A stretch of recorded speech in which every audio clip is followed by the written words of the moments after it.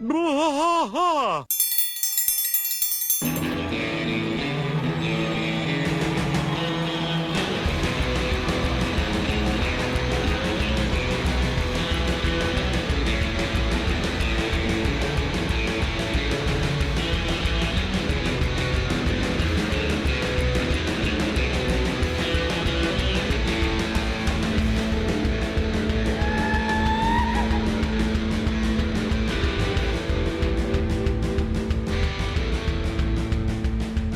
Bwaaa trash fight all through the night, deep in the heart of Texas.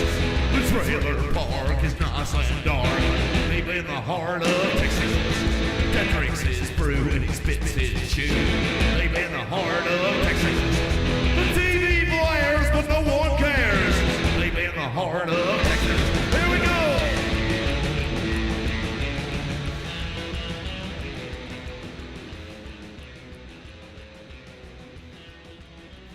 Hey there, everybody. Welcome to Bwaaa. We are a King of the Hill podcast. I am Mike. And I'm Rusty. Rusty, Season 3, Episode 22, Death in Texas. Yeah, Death in Texas, which is a play on the Benjamin Franklin quote. How does it go here? Hey, guys, look at my kite. No. Hey, guys, look at my kite. I'm trying to remember how it goes here. I enjoyed that. I thought that was good. Hey, guys, look at my kite. It's a Ben Franklin quote. Yeah? Something about death and taxes, I'm assuming. Yeah, something right? about death and I taxes. really, when going into this, I thought it would be about taxes. I did not remember this being about her smuggling in stuff. Yeah, it's the quote, everything seems to promise it will be durable, talking about the Constitution, and then he says, in this world, nothing is certain except death and taxes. In King of the Hill podcasts. That's true. That's right. Every At least Monday one's and from us. Friday, yeah. Okay, so we start this one. We got No Bell, No Yell. No bell, no yell. Hey, and by the way, let me say the band's all here because Mason is back producing. Mason is today. He's on the ones He's and here. twos today. He's yeah. on the ones and the twos, taking it from the floor to the ceiling. I'm not dead. He's not dead. There he is. Hooray! He is alive. All He's right. paying taxes, but the death part hadn't caught up to him yet. It's true. Yeah. Thank God, all of us. Man, I went to see a show Taxation last is night. theft. Taxation is theft. There It you is go. definitely. It definitely. I went to see a show last night in Deep Ellum in Dallas. Yeah, Dallas. Fantastic show. I just want to give a shout out to a band called Thumpasaurus.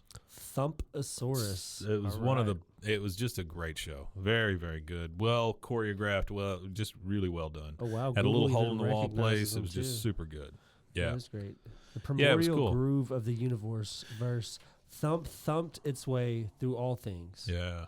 Yeah, I They like are, that. and That's on their website. you know, me being the driver of this network, I have cards with me at all times. So Yeah, I hope so. I met them. They have conceded to do an interview with us, with some of our show. I don't know who.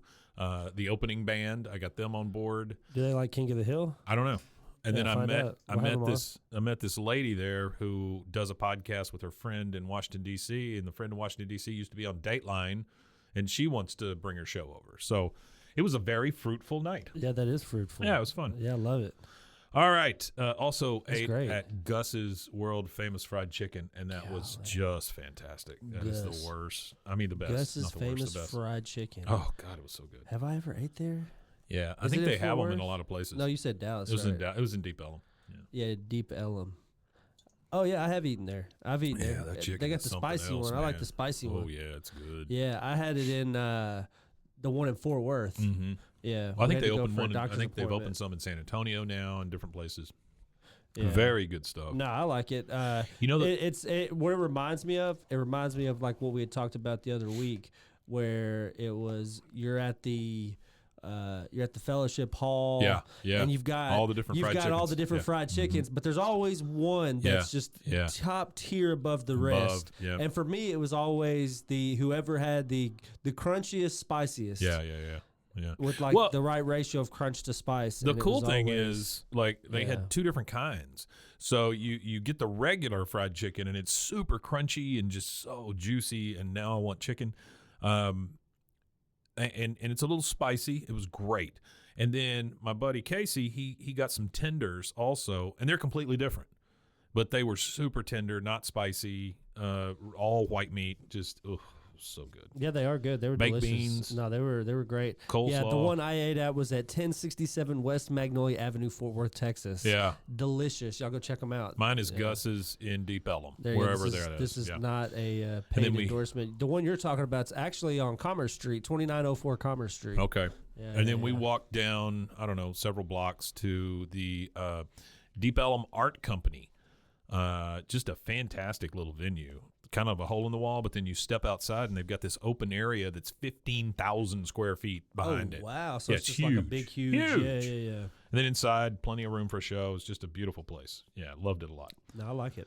Okay, so we are on season 3, episode 22, Death and Taxes. We start at the in the Hill kitchen.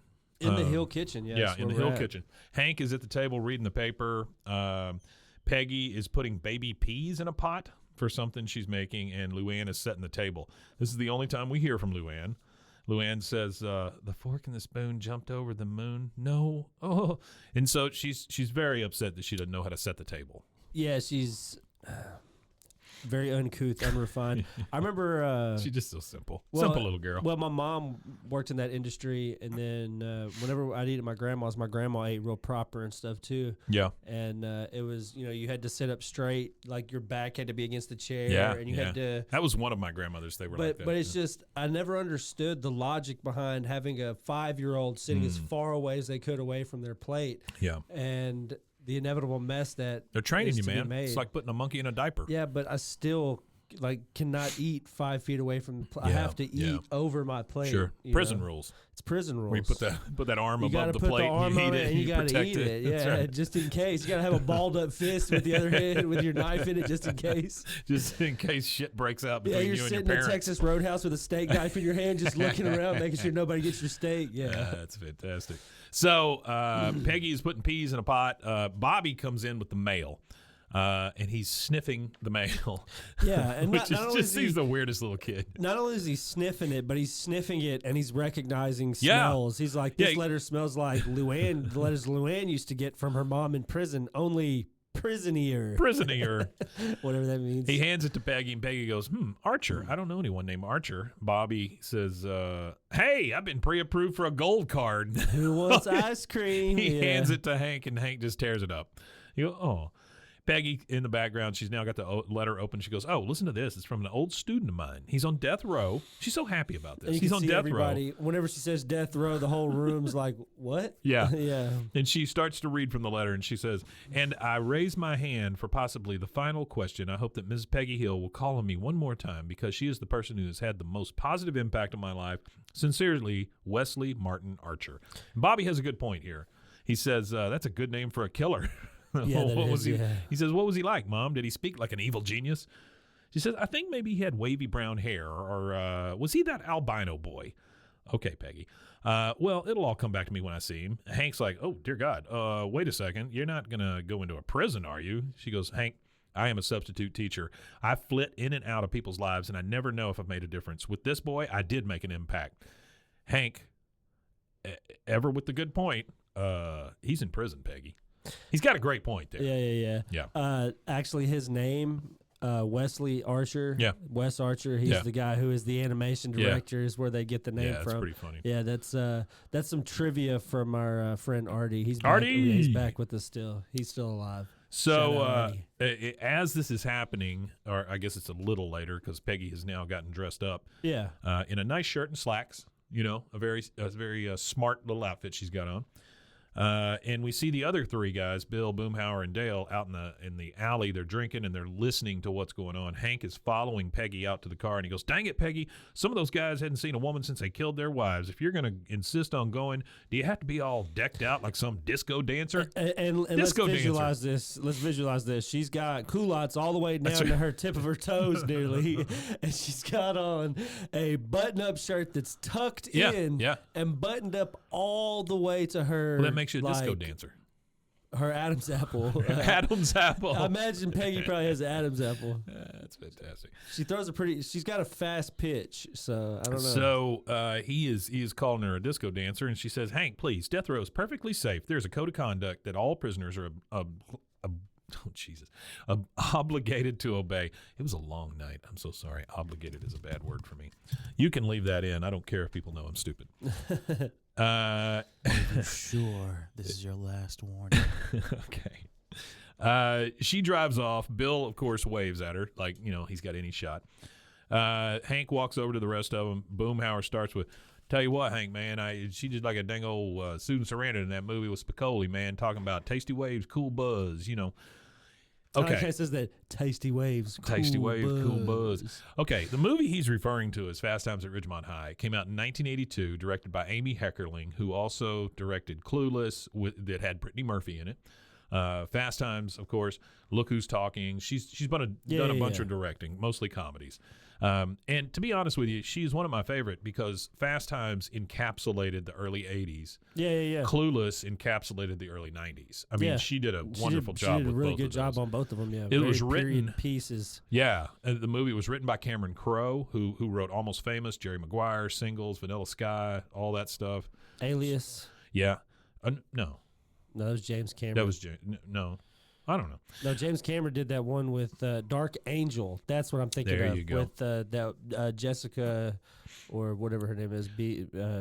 So he says Susan Sarandon with Spicoli.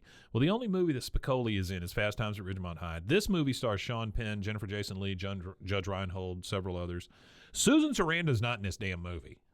So what he's confusing it with is Dead Man Walking that came out in 1995 with Sean Penn and Susan Sarandon. Is that Spicoli film too? It's not Spicoli, okay. But it has Sean Penn and Susan Sarandon. So Boomhauer's a little wrong on this one. So he mixed it up. Okay. He confused Dead Man Walking with Fast Times at Ridgemont High. That's tough to do. Hank says, are you just going to joke your way through your entire life, Boomhauer? Which it seems like something my dad would say. Dale says, don't you snap at Boomhauer just because you're losing control of your woman. Believe me, Hank, if you don't stop it here, the next step will be cutting your allowance. So he gets an allowance from Nancy. That's fantastic. Oh, actually, I looked something up on that Spicoli thing. So Spicoli is the name of the dude on there. Sean Penn plays Fast Times at Ridgemont High. Fast Times, yeah. Jeff Spicoli, right? Yeah. Yeah, that's the name. But that's what I'm saying. Yeah. That's the only Spicoli he could be referencing. Yeah, that's it. And it's Fast Times, and there's no Susan Sarandon. There is no Susan Sarandon at all, no. Bill pops up and says, oh, you can't rein in Peggy, Dale. Peggy's like a wild mare. She needs to run free, her chestnut mane blowing in the wind, flanks glistening with sweat. I'll stop now. He knows. He knows when he crosses the line. So it's not like Bill's an idiot. Not a complete idiot. Bill is an idiot. Dale says, hey, Death Row, do you think Peggy's going to meet the executioner? I mean, he's getting all horny about Flanks this. glistening with sweat. Man, he would have to go home. I'd be like, all right, bud, time for you to go to the house, dog. Hank says she only mentioned the murderer. Dale's, executioning for us exterminators. That's the major league, the show. And then he lights the smallest little cigarette butt I've ever seen in my life, sucks it down his windpipe, and starts coughing. So now we go over to the prison. Peggy has started to come in. She has to go through the metal detector. The doors open up, or the jail cell doors. There's razor wire everywhere. There's a guard tower. I mean, this is a big time prison. Yeah, it's a max security facility if you're in Texas. Definitely. And then she ends up going. Well, she says the metal detector goes off. And the guard says, "Empty your table on that, or empty your bag on that table."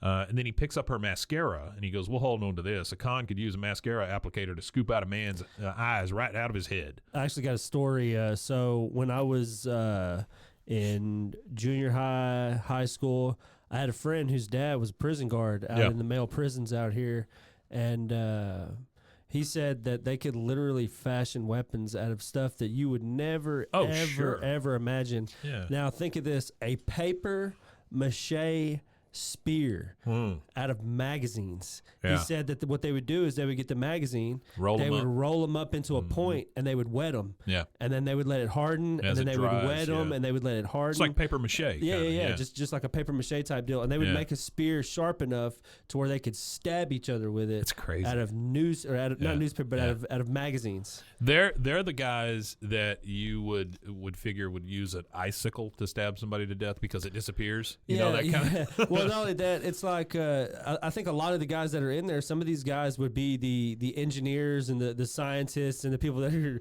solving all kinds of complex problems. Yeah, absolutely. If they would have had like the mental health they needed as kids. Sure. Yeah. So the door buzzes open, and Peggy is now in the visiting room.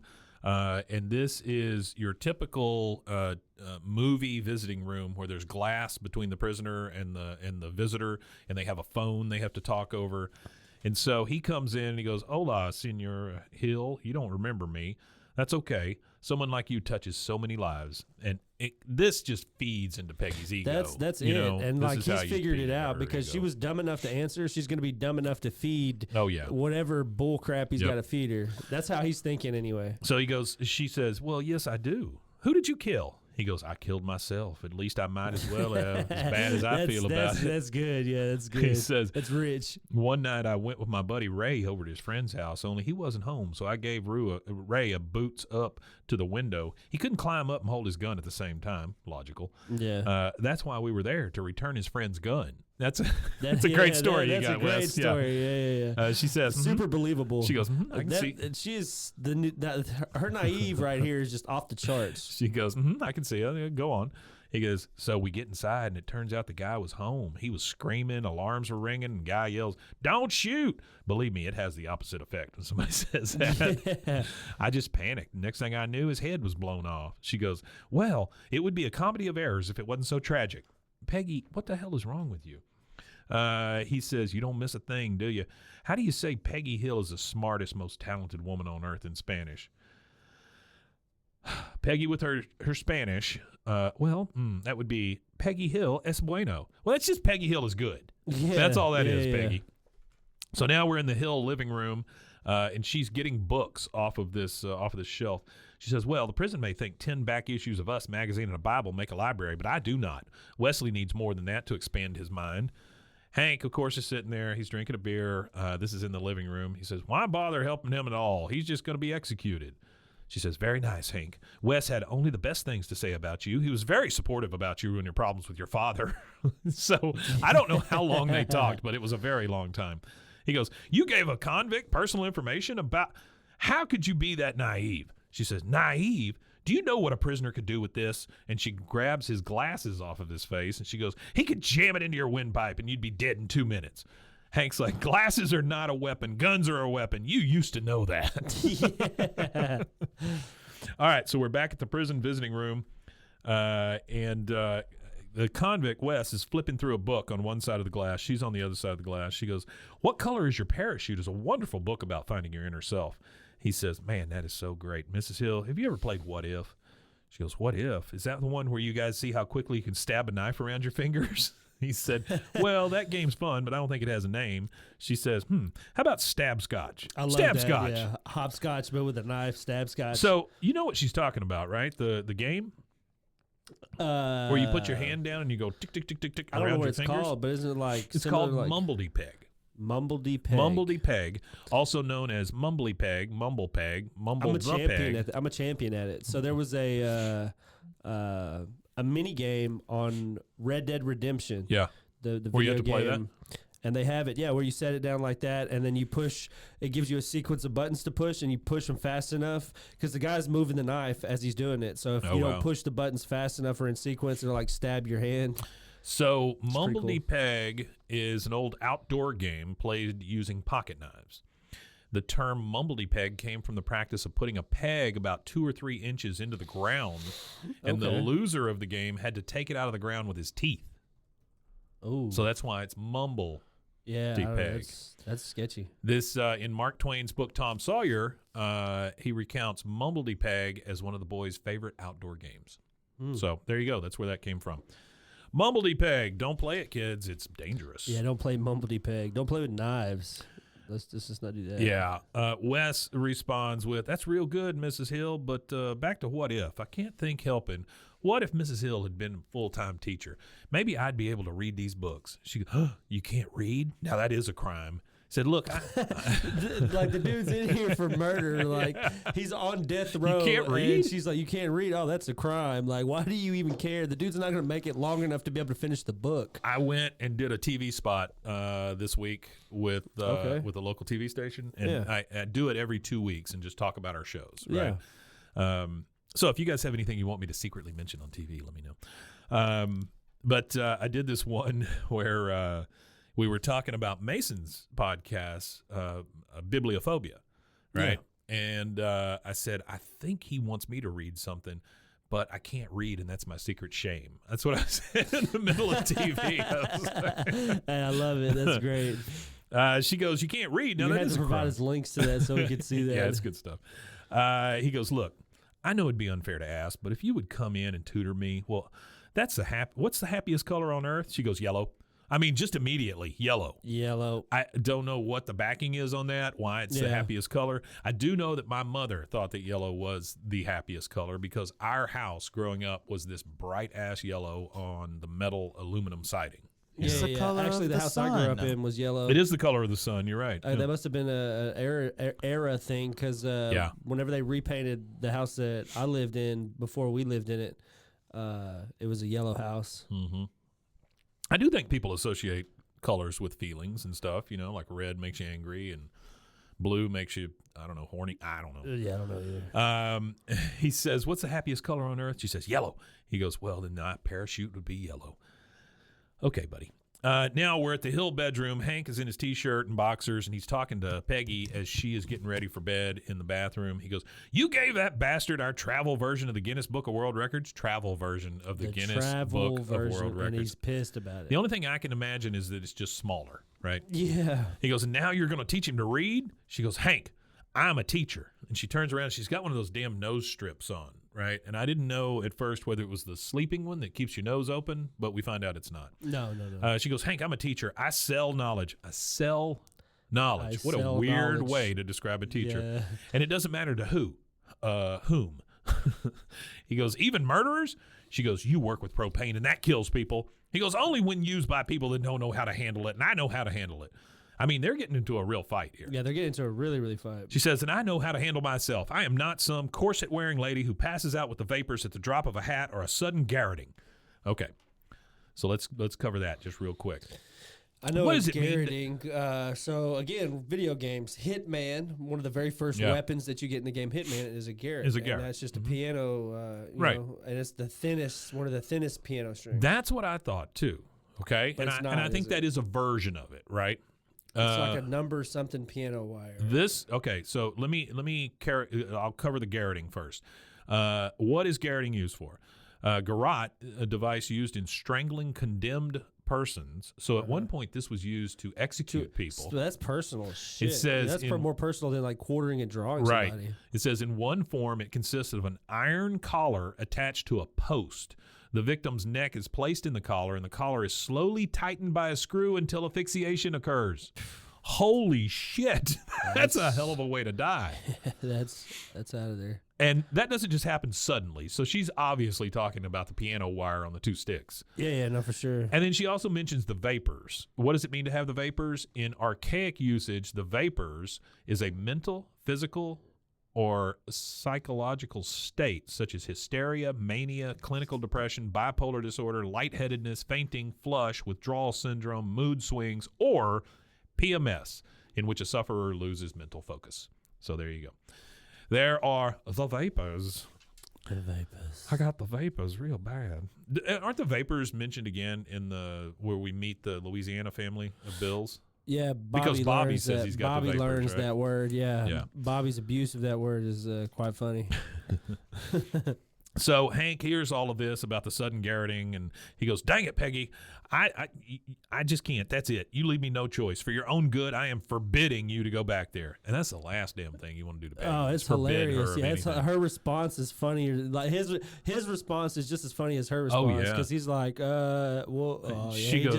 realized he fucked up seriously in a quick way. She says, you forbid me. And he literally backs up when he says the rest of it. He says, unless unless you decide to not go on your own, because I'll still support that. She says, Yeah, of nobody forbids Peggy Hill. And then she rips that strip off her nose, and it's obviously one of those to take off blackheads. And she looks at it and goes, Yeah. huh. And that will take us to a commercial break real quick. And No, I forbid you from taking a break. nobody forbids us. All right, we'll go to a commercial break. We'll be right back, guys.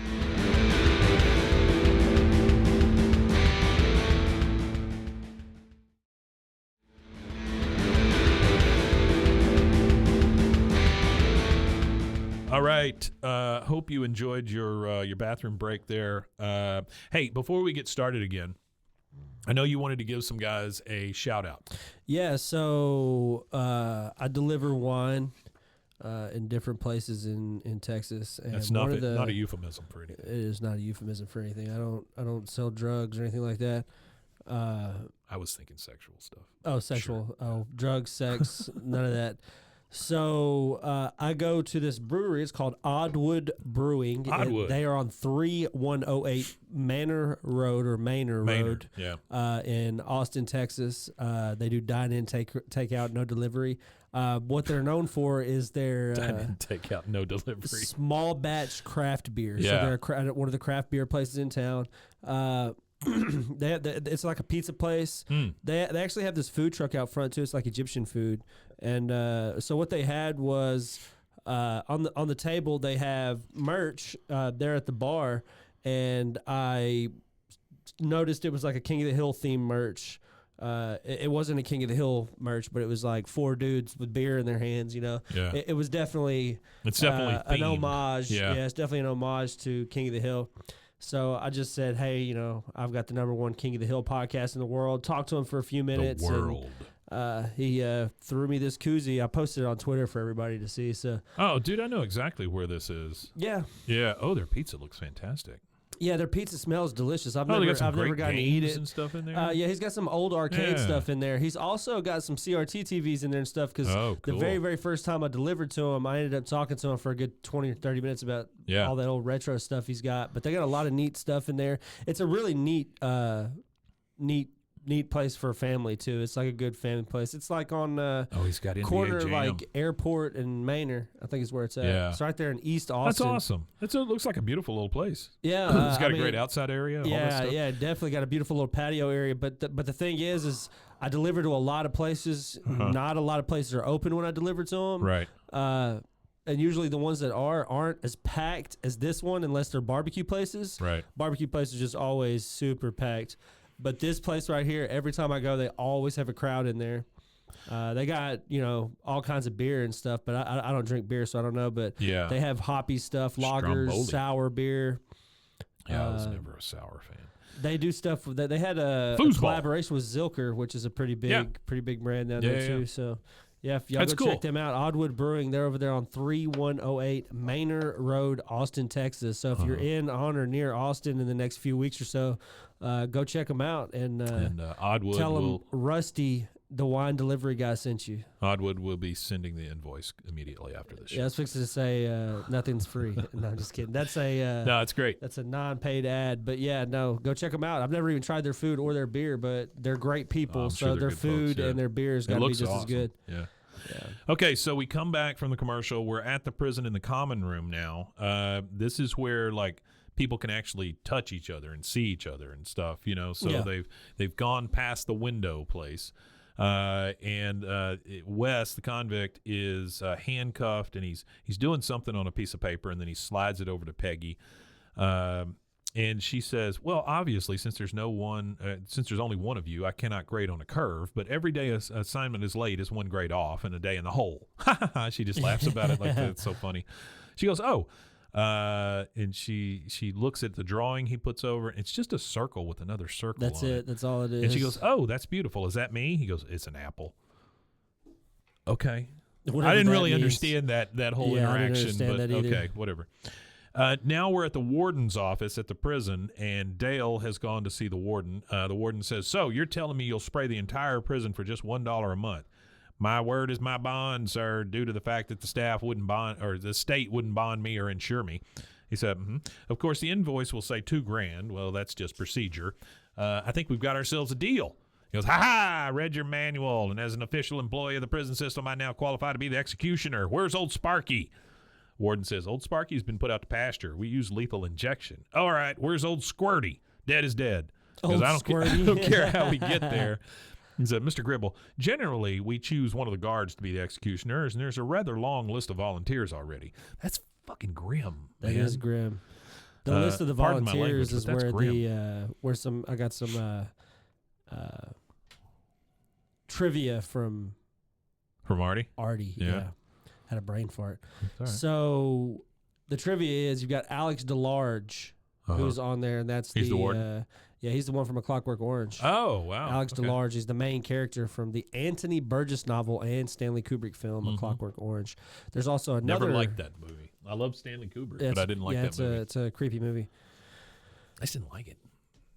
I like it. It's one of the. It's like a super critically acclaimed film. It's definitely up there. But I also don't it's like just weird. 2001. I don't think it's great either. You know why? Like doing more research, I've understood why some of these movies are like pinnacle stuff, and it's mainly to do with a lot of it has to do with not just the movie itself, but the technologies behind the movie. Sure. Because also the time that they came too. out. Yeah. So today's birthday is actually the birthday of I can't remember the guy's name right now off the top of my head, but he invented. He's like the very first animator to use like computerized stuff. So all the weird stuff in 2001, all like the spinny stuff like that. Yeah. He was the guy who pretty much revolutionized the technology behind that kind of stuff. That's when they used to do the big matte paintings and stuff for all the settings and all the things. Yeah, it's just cool stuff. An insane amount of work used to go into making these movies. Yeah. Now, the last still time does, but I mean, it was a lot more artisanal work, like hands-on stuff. Now there's a lot of automation stuff that they didn't have back then. The last time I saw those hand matte paintings is at the end of The Mandalorian. They show those matte paintings they used for like storyboarding and stuff, which is kind of cool. Yeah, you're right. And then on another one of the name of the executioners, one of the writers of this actual episode, his name's John Altschuler. He's on that list. Yeah, he's on that list. And then I think there was another one. And the list we're talking about is the list of volunteers that the warden has. Yeah, I think that was it. That was it. He says it's a rather long list of volunteers, and Dale's like, put me on it, please, please, please, please, please. He goes, all right, well, you'll be number 129. And then in typical Dale fashion, he says, Wingo, I'm going to kill a killer. I'm going to kill a killer. And then the warden just erases his name from the book, which is probably the best move. Probably so. I don't think that anybody that puts their name on that list is jumping up and cheering. No. And if you are, you should be taken off the list. And I feel like that a lot of the guys are on that list because they were like, they handed them and they were like, all right, it's your turn. You got to put your name on the list. It's not even people, like, they don't even put it on there because they want to put it on there. Yeah. It's just like, it's a your turn kind of thing. Here. Yeah, you work here. It's your turn. Put your name on the list. It's like a shared... shared responsibility. Yeah, shared responsibility that nobody wants. Now we're in the evening, and we're at the Hill breakfast table or the kitchen table, and Peggy comes in and she puts that damn apple drawing over Bobby's essay on the fridge with a little pig magnet, and Bobby says, "Mom, you're covering up my essay on why pollution is bad." I've got it shows improvement. Yeah, I've got what it says. Oh, very nice. Yeah. So the essay that covers up reads, some people might try to tell you that pollution is good. I think they are wrong. Pollution is good. Yeah. From all the research I have done, it seems to me that pollution is bad. Very bad. Pollution makes the sky a funny brown color, and that is bad. The only way to stop all this pollution is if we just stop spilling oil and throwing our garbage around. My dad said that if we all use propane, there'd be a lot less pollution because propane is a clean, burning, efficient fuel. I'm so sure that pollution is bad that when I get this paper back, I will never throw it out. You know, I will say this for Bobby. Nothing he says is actually wrong. No. It's just, it's written like a damn third grader. Yes, it's very general, he's right. too. Yeah. He's right. He's My definitely dad says, on point. Any good paper has the quote, "My dad says" in it. He goes, got to have that on, especially at his age. Yeah. He says, it gotta shows improvement, which, okay. Peggy walks out of the kitchen, and Hank is just like left there with Bobby, and he starts shouting at her, "Sorry, Bobby, but I guess we're just going to have to murder somebody to warrant your mom's attention." Yikes. And then Bobby says, "Okay." And I just wrote down "yikes" next to that because Bobby's just like, okay, we'll kill somebody. Let's sure. do it. Is that how we got to get her attention? I'm hungry. Dinner needs to be cooked. So we're back at the prison entrance. Peggy's coming in, and now she's gotten to know all of these guys, all these guards and everybody. She comes in. She goes, "Hey, Sam," and the thing beeps. The metal detector beeps, but they just let Peggy keep on walking. I mean, literally, she could have done anything. She could have done anything. Yeah. And then this next lady comes in. It beeps, and they go, "Hold it." So I mean, they're just giving Peggy this deferential treatment, and she just gets to do whatever the hell she wants. We now see her with Wes, and she pulls out a boggle set, of course, because that's the way she teaches people to read. Why not, right? She turns the timer over and goes, "Oh, yeah." Oh, yeah. And then he just kind of stares at it. She goes, "Wes, you're supposed to start finding words." He goes, "Oh, I'm sorry, Mrs. Hill. I'm just not used to such creative teaching." The guard comes over to look, and Wes kind of freaks out, gets super mad, and he goes, "Hey, don't you dare touch her. You leave Mrs. Hill alone." And, I mean, he freaks out and jumps at him. And so the guards come over, 3 of them, and they hog tie him, and they start dragging him off. And Peggy's like, "No, stop it. Oh, good God." And then you hear Wes, as they're hauling him off, say, she's too good for you. She's teaching me to read. And then he gets hauled off. We're now at the Pink and White. And this is the second time we have been at the Pink and White. I looked up Pink and White again this time, and I got a different answer. This one came from Urban Dictionary, so take it with a grain of salt, okay. Or a grain of Urban. It says, "Pink and White, proper noun, the generic name used for any sort of establishment such as a gas station, retail, or grocery store, or restaurant, or any place of lodging when one cannot remember the actual name of said establishment, commonly used when giving directions or suggesting a destination. The name is originally from the King of the Hill. Pink and White's is the name of the fictitious, privately owned grocery store that put more importance on the customer's experience and memorable service than on competitive pricing and merchandise. This eventually led to the failure and closure of Pink and White's. And here's like a quote or a way of using that. It says, "Let's go down the street, to the Pink and White's on the corner. It's really close, and there's always something on the menu everyone will like." So it's just a generic term for a place you can't remember what the name of it is. I don't know who wrote that, but it kind of makes sense to me. Yeah, it makes sense. So we're at the Pink and White, which is what I'm going to start calling everything. And Dale is in the detergent aisle trying on big yellow dishwashing gloves, the kind that come all the way up to your elbows, Yeah, the big yellow rubber gloves. And there's some lady there shopping, and he tries these things on. He turns around and goes, "Excuse me, do you know if these gloves are good for killing a man?" And that lady, in good fashion, just turns around and walks off. Yeah, and then, he was humming at this point too, here, and he's humming Sanford and Son. Okay, that makes total sense. Yeah. She leaves, and then he picks up a turkey baster, which I just wrote down in the detergent aisle. I mean, it's just a weird place to have a turkey baster. In the detergent aisle is an odd place for that to be, for sure. So now we're back at the prison. Wes looks very sad, and his head is all bandaged up because I guess the guards gave him a good flogging. He goes, "It was only 3 days in the pit. I thought the guard was going to touch your bottom." Peggy says, I tried to tell them that you meant no harm, but they would not listen. He goes, "Heck, they're all as dumb as a bucket of dirt. Anyway, that's why they hate Boggle." Oh, my God, that's the way to get to Peggy. Yeah, that is the way She to goes, get "They to hate Peggy." Boggle. He goes, "Only because we love Boggle. When I was little, my Meemaw played on her Boggle set all the time. I just watched being illiterate and all, but I dreamed of someday playing on that set." How naive can Being she be, though? illiterate He and all. wrote her a That's what I'm letter, saying, right? Like, He goes, I totally forgot about that, Rusty. That's yeah, right. that's She what I'm saying. wrote him a damn letter. Not only did she write him a letter, like illiterate people sound illiterate. He doesn't talk like he's illiterate. No. He talks like a shyster, and a shyster knows words, Yeah, absolutely. He goes, "Peggy." That might be politically incorrect to say, actually. No, Isn't it's it? okay. I don't know. He goes, "Peggy, if you get me my Boggle set, you can make that dream come true." Yeah, I need somebody to send me a list of things I cannot say. I don't know if Shyster's one of them. And she goes, "I am a dream weaver." One of my favorite songs of all time, by the way. Yeah, it's great. So now we're at this broken down, crappy little house. It kind of seems like the neighborhood is pretty rough. There's a lot of chain link fences around. There's kids playing in the yard. There's bikes and shit everywhere. Everywhere. There's a dog barking at them next door. And The yards are dead. Yeah, say it again. The the yards are yards dead. are Oh, dead, yeah. yeah. The yards are definitely dead. And then we see two dirty little kids running around. I just wrote white trash out there. That may be my shyster. And then No, white trash that's allowed. there's Jeanette, who is the girl that Wes knows.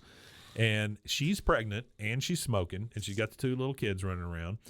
Wait a minute. I just thought of something. What? I shouldn't feel bad for it, but I kind of do now. It's like, wait, if he's on death row, he's been in there for a while. Sure. How the hell is she pregnant?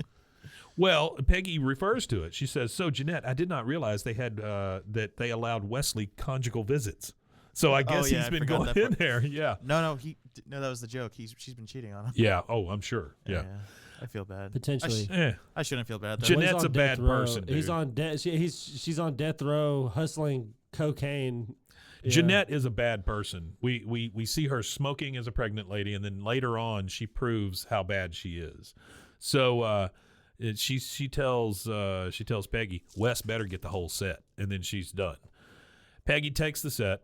Now we're at the prison. We see Wes open the boggle set, and he is super crazy jacked up about getting this boggle set. He says, "Oh, rock me Amadeus," and he pulls out that sand timer. And I just wrote down Coke with a question mark because you knew that's what it was. Yeah. Peggy goes, "Now, Wes, you shake the letters, not the timer." And he's just like, all right. Yeah, He's he's just trying to so show you. He's trying jacked to, up, man. Yeah. Now we're back at the Hill house, and Peggy's walking up to the fridge. Hank is standing there eating some ice cream or something out of a bowl. And we see a picture of a baby in half an egg in a nest. So this reminds me of all of those. He's put this picture up over the stupid drawing of an apple. Yeah. And because Hank is completely against this thing, but he's not forbidden Peggy to do anything. No. Well, you can't forbid Peggy from doing anything. She's a grown woman. So I don't know. She's a very independent girl She woman. is very independent until she's not. Who knows Spanish? Very, very good Very Spanish. bilingual. Yeah, very bilingual. Might even be a polyglot. We don't Sure. know yet. So do you remember the pictures of babies like in lettuce and, half an egg and all those crafty ass pictures that used to be around in the 80s and 90s? Oh yeah, that was a thing, wasn't Yeah, it? it was. So the lady, What's wrong with you people? the lady that did that, her name was Ann Geddes. She was like one of the most famous people on the planet at one point because she took these damn pictures of What these was her babies. name? Ann Ann what? Geddes. Oh, Ann Geddes. Geddes. Yeah. Oh my gosh. I didn't even put it in. You said it, right? Yeah.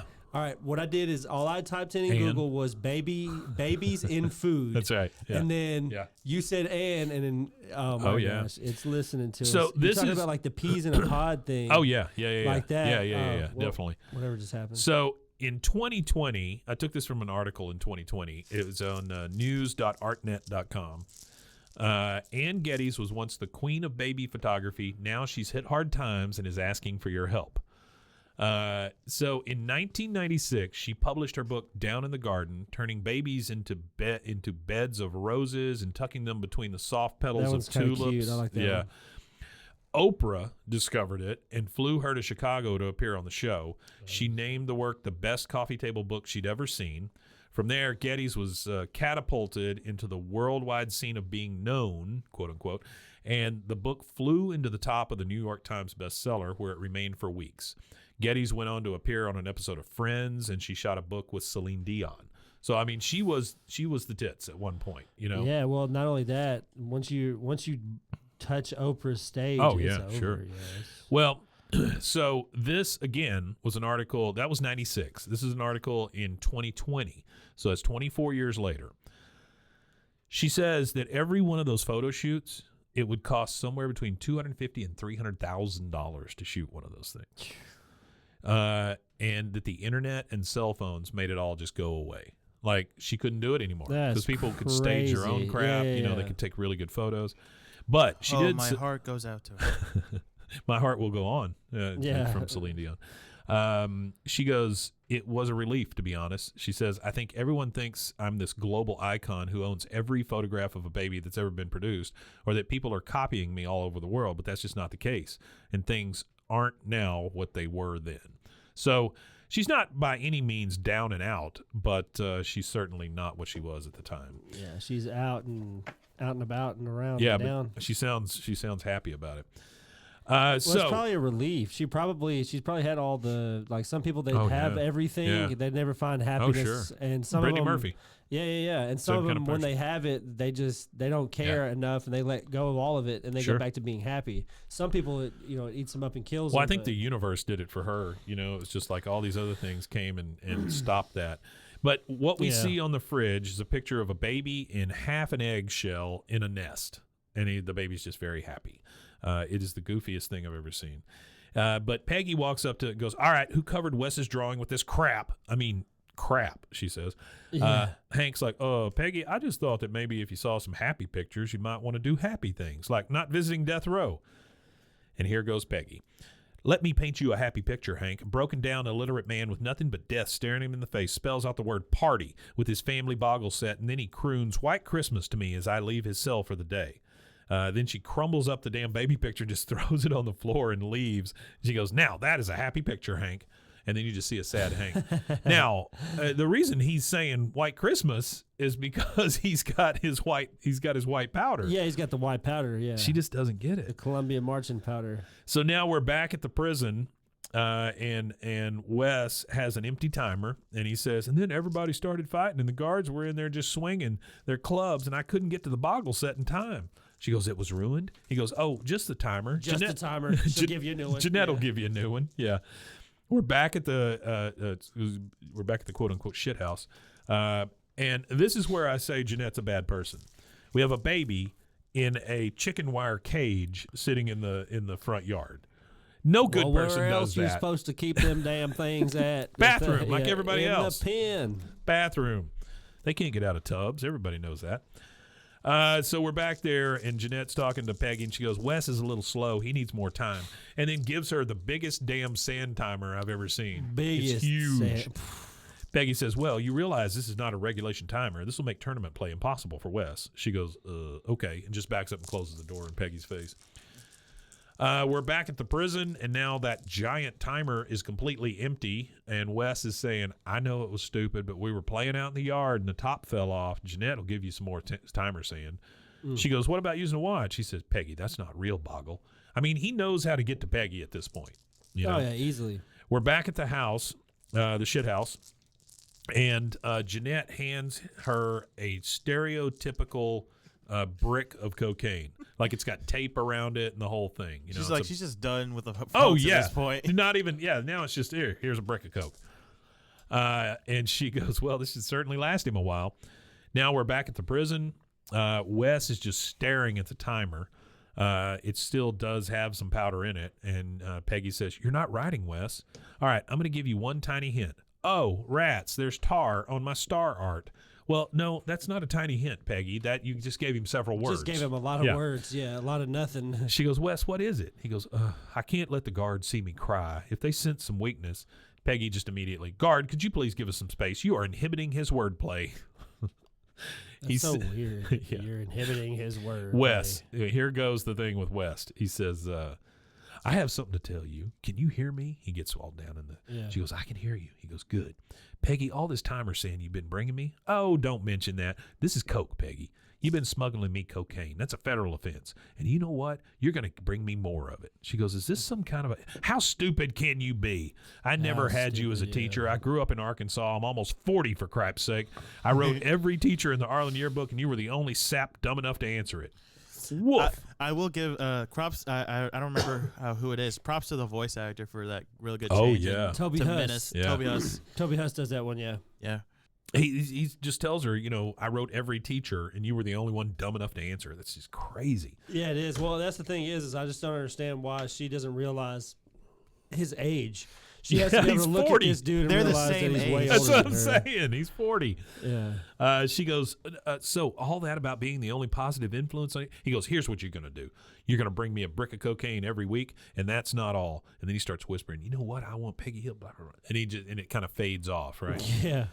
Now we're at the Hill dining table that night. Everybody is sitting around there. That's Hank, Peggy, Bobby, and Luanne, and they are eating sloppy joes. You ever have sloppy joes? You like Yeah, sloppy joes? I've had. Loose I meat do like sandwiches? sloppy joes. Yeah.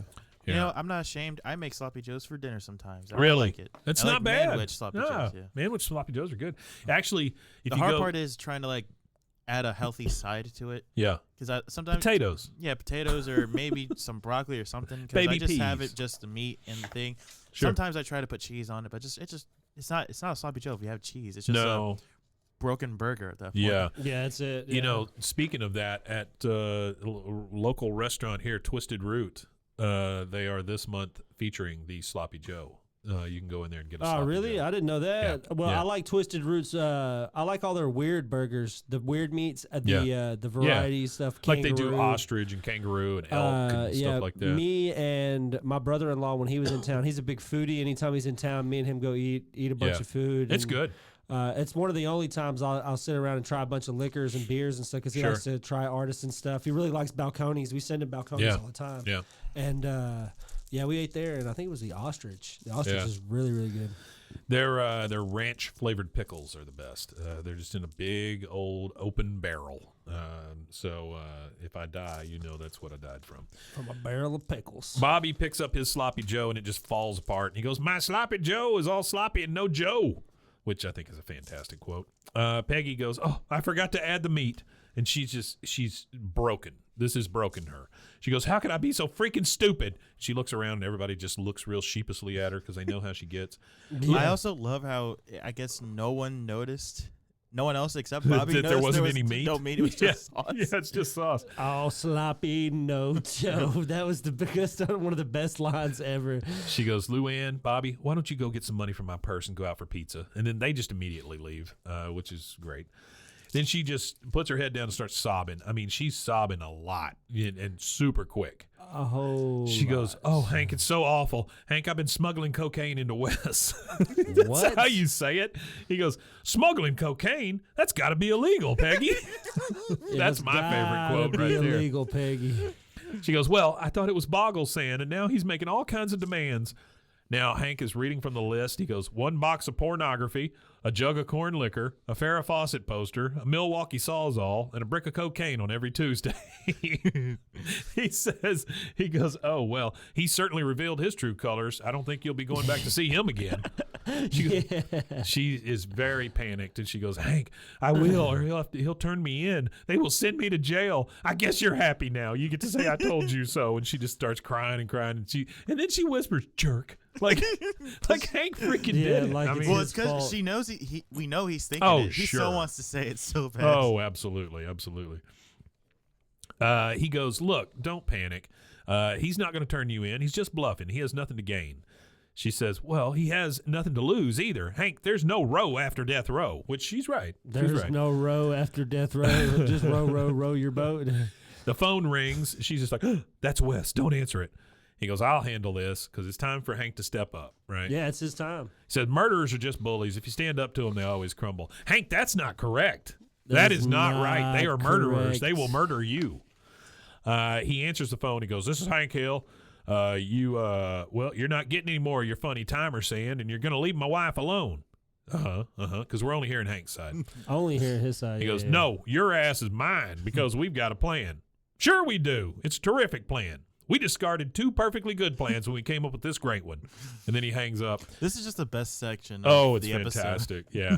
Peggy looks at him and she's like, "Oh, why didn't you tell me about our terrific plan?" He says, "Peggy, I made that up." "And the other 2 plans?"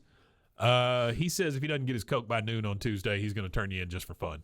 Now you got Hank calling it just Coke, Just Coke, which is yeah. crazy. Hank's over there. "Oh, yeah, it's that Coke." So now we're in the bedroom again with the Hills, and they're both just pacing back and forth, trying to come up with a solution to this thing. And he goes, "Look, just go to the warden and tell him you were naive and that Wes tricked you." She goes, "I can't. They made me watch a short film about the dangers of smuggling things into the prisoners. It was called Don't Be a Mule." She just starts crying. She goes, "I even got 100 on the test they gave me afterwards." Hank says, "Well, you can't smuggle any more drugs in, that's for sure. Hey, what would happen if we just gave Wes a brick of regular timer sand?" She says, "Well, we can't do that. He's going to deal this batch to the Aryan Brotherhood." If Boy, they it think, got deep. It got really deep really fast. if they think he tried to pull a fast one, Hank says, "Oh, they'd make a pincushion out of him." What the hell has happened here? All of a sudden. Well, honestly, I it's don't not know. a It bad wouldn't- idea. it Just let him wouldn't screw mess. over the AB. That's what I'm and saying, Let yeah. him kill him. She says, well, unless he tastes it. He always tasted the timer sand when I brought it in. Well, God damn it, Peggy. That's what I'm He's saying. tasting the damn sand. Well, not only that, I've asked my brother. He works at a jail, so Yeah. I've asked him kind of how that would work, and he's like, "Yeah, there's no way to kind of get that in the jail and through jail and all the way to an inmate before they've already figured out what's in it, kind of thing." Yeah, That because would one be- of guards have like taken it away and tested it after she left. Well, no. What would have happened is they would have screened what they were bringing in before they even brought it in. So they would have saw she was bringing a boggle set in. They would have took the sand timer and broke it, whether they were breaking it or not, and just make sure that it was sand. You know, so they would have either broke it or opened it if it was able to be opened. Even in the Tested if it 90s, was in though? it. I'm sure. Yeah, they didn't. Yeah, I mean, they probably, yeah. weren't.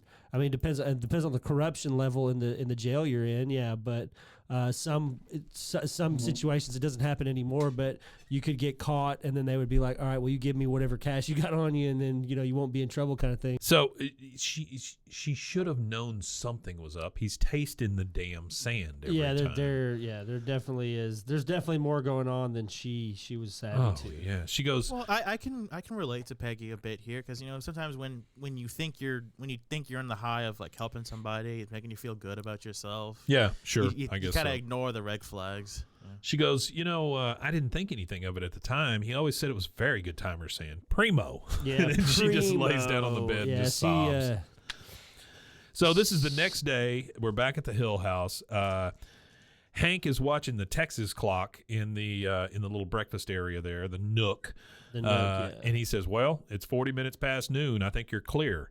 She goes, well, maybe the phone isn't working. So she goes over there to pick up the phone to test it, which I don't know if y'all ever had a hard line in your house, but that is something that you would do every once in a while just to make sure you got a dial tone. Oh, I didn't know that. Yeah, if you were waiting on a call from somebody, especially a girl, you would, well, maybe the phone's not working or whatever, No, I never Yeah, knew but then you that. pick it up, and then the second you pick it up, you're like, "Damn it! She could have called at the exact That's moment. exactly Heard right. It was You busy. got it. There was no Now it call cost waiting myself at a that time. job. Yeah. No, that's a that '70s show, Joe. She- for everybody listening. She picks it up and goes, Hank, there's no dial tone. Oh, hello. Well, this is the freakiest thing. I didn't even hear the phone ring. Well, yes, Warden, I understand. I will be there. And then she hangs it up. She goes, okay, he wants me to come in and explain myself tomorrow. Well, I guess I better make Bobby's lunch for the next 2 to 5 years. She puts her head down on the kitchen table. She's just sobbing. Bobby walks in. He goes, what's going on? Hank's like, nothing. Hey, who's in the mood for some fun? And Hank and Bobby both raise their hands. We're now at the Arlen Fun Center because Hank figures let's just go and play some arcade games. That'll make everybody happy. And Bobby is playing a game called Gilda. Whatever that is. Also in this arcade is a game called Fort Apache, Road Rage. There's one called Black Belt, and then we see one called Spycraft. None of those are real. None of them are real. But this Gilda game that Bobby is playing has like a female assassin trying to get around in this castle or something. And he goes, look, Mom, Gilda's trapped in a fortress, but I'm going to break her free. Then you see the video game screen. Oh, And- Gilda. So he's rescuing Gilda. So that's probably Zelda is what they're trying to parody. Maybe. This is more like, it looks to me like more of a fighting game. Well, yeah. Well, if you're playing the female, then it's Yeah. Well, I guess it could. I don't know. The only unbelievable part here is that Hank's letting Bobby play a game where he plays a female. That's true. That's true. Yeah. But in the game, Gilda gets the crap beat out of her and the game's over. And then Peggy she feels bad for Bobby and she goes, oh, my sweet, sweet little boy. My sweet. Whenever sweet she little calls him boy. sweet, sweet little boy, it just creeps me out for some Yeah, reason. it sounds weird. That's why. Hank says, Peggy, how you set for quarters? Hank is so bad at trying to make people feel Bad at better. just about everything. He goes, yeah. no, that's not what I meant to say. Look, you said the other day you've never had a positive impact on anybody's life. Well, I want you to know that you have. And I hate to think where Bobby, Luanne, and I would be without you. Come on, these moles aren't going to whack themselves. And so they go over to the whack-a-mole. And they're crying. The whack-a-mole starts, and both of them are just sobbing. All three of them are playing whack-a-mole, but they're Yeah. all just sobbing. Yeah, it's very, very sad. Because But there's going to whack-a-mole. jail. Yeah, Mom's going to jail. So we're back at the jail, and we see Dale come in. He is in the middle of the jail cells, which, in like the hallway between the jail cells, which I don't think they're going to let you in there, Dale. I don't think they're going to let him That's in there either. nuts. But he's in his orange jumpsuit. He's got his gas mask on. He's got a spray can, the same one he lit on fire at the cops. which had no repercussions whatsoever, apparently. None. He says, "It is my destiny to be the nameless, faceless executioner, but do not fear me, for I am just part of the circle of life." The last part. Yeah. And then he like jumps at one of the prisoners and goes, "Made you flinch." The dude's unhinged. Oh, he's insane. A guard comes out and says, "Lunch," and then he pulls the lever and every one of the cells open. So now Dale's in trouble. And one of the guys looks at him and goes, "Ah!" And he just runs away in typical Dale fashion. He just runs away. He's unhinged. He needs a doctor himself. He needs something, man. He stops sniffing all them chemicals. That's what it is, the chemicals that are getting him. So Hank is taking Peggy back to the prison because she's got to face it now with the warden. And they come in, they go through all the gates and everything and all the razor wire. Now we're in the warden's office, and the warden says, "Mrs. Hill, did you smuggle cocaine into my prison?" She goes, "I came into the prison to make an impact, to help." And then Wes is there. He's all handcuffed, and he's got ankle cuffs on and all that stuff. He goes, "Help? How? By getting me hooked? Do you give all your students drugs? That's not the right way to motivate us." Terrible. That's terrible that he says it like that, too, because that's not what this... That was not her intent. That was not her premise. Well, Peggy, she goes, "I never meant to." She says, Wes says, "Tell him, Peggy. Tell him about the boggle timers." She goes, "Stop rushing me." He says, "Come clean. Tell him the truth." She says, "I came here to tell the truth. I would never dream of telling anything else." She looks over, and she sees Wes sitting there in the chair. His leg is bouncing up and down. He's flinching. And then she looks down and sees this empty timer next to him. The giant timer that she had brought in filled with cocaine. Yeah, he should have left the cocaine alone, and Yeah. he doesn't have any evidence. Cocaine. And the guy's like sniffing and stuff. I mean, he's obviously going through some withdrawals here. He's getting a little antsy. She goes, "I never saw this man before in my life. And what I mean by that is I did not bring him cocaine." Okay, Peggy. She goes, "I would like to please see the evidence against me." And he sets the timer up on the warden's desk, and it's completely empty. Completely empty. So there is, at this point, it appears that there is no evidence. She goes, "But there's no cocaine in there. In fact, it looks like it's been licked clean. Licked clean. Good God." Wes says, "Well, I had a little bit left this morning, but this is an important meeting. I wanted to be up for it." She says, "So this is the only evidence against me?" And Wes looks at the warden and goes, "That should be enough." She goes, "I didn't bring in a thing." He says, "I swear to God, she smuggled cocaine into me." And Hank says, "So I guess it's his convict's word against my wife's." Against my wife's. Now, yeah. let's see. Who can we trust? Peggy, have you ever decapitated anyone? She Nope. goes, no. She doesn't just say no. She goes, "No, I don't believe I have." Did they mention what he did? I don't believe I have. That's the first mention of what he did, right? Well, he said he shot the guy and blew his head off. Oh, shot the guy. Yeah, he did say that. You're right. Peggy goes, "How about you, Wes? Have you ever done anything that caused a man's head to come off?" That's crazy how he says that too, because he used a gun. That's just so gruesome. Yeah. He then leaps at Peggy. He doesn't get very far because he's all chained up. Yeah, he hits the floor pretty quickly. Yeah. And he's just like, "Ah!" He's freaking out, and the guards get him, and then we fade into the truck with Peggy and Hank coming home. And of course, in wonderful Peggy fashion, she says, "I guess someone owes me an apology." Yeah, she's so pretentious. Hank says, "I wouldn't hold your breath. I don't think Wes even apologized for the people he killed." That's Which not is a what she great wanted, quote. Yeah. She goes, "I was talking about you." He goes, "Oh, I'm sorry." He goes, "Do you even know what you're apologizing for?" "No, I'm sorry, I don't." She goes, "I accept. You apologize because you said I couldn't take care of myself, and I can. So there." He said, "I thought it had something to do with the prison." I don't think people ever know what they're apologizing for. And that's it, man. That's we get our credits. And about end of the credits, we hear Bobby once again say, "All sloppy, no Joe." All sloppy, no Joe. That's one of my favorite jokes. And that's how we take it show. out. Hey, I wanted to mention one thing real quick. What you got for us? Starting next week, we have a sponsor that's come on board, BlendJet. BlendJet. They are a little portable blender that you take around with you, and we'll tell you all about them next week. But if you guys have a chance, go check out blendjet.com. In the meantime, yeah, we got our blenders in yesterday. Oh, cool.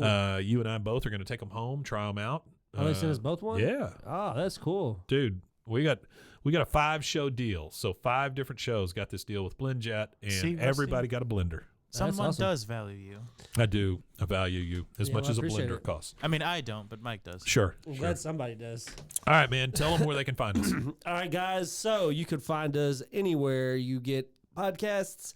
You can also find us at roguemedianetwork.com as well as BWAAAKOTH on all social media platforms. You can also find us on Linktree. That's where all of everything is in a neat platform for you to use at linktr.ee/BWAAAKOTH.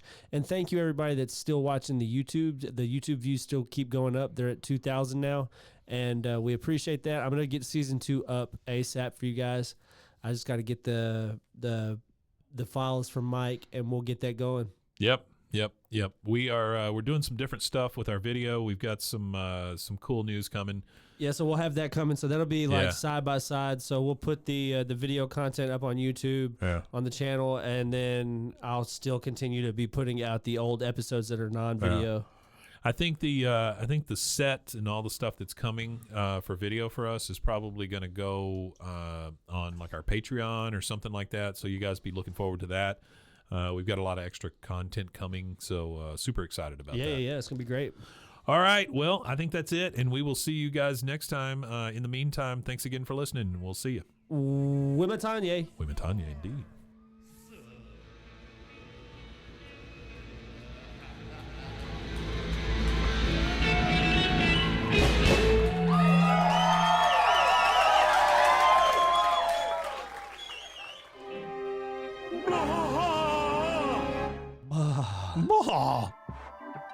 This has been a Rogue Media Network production.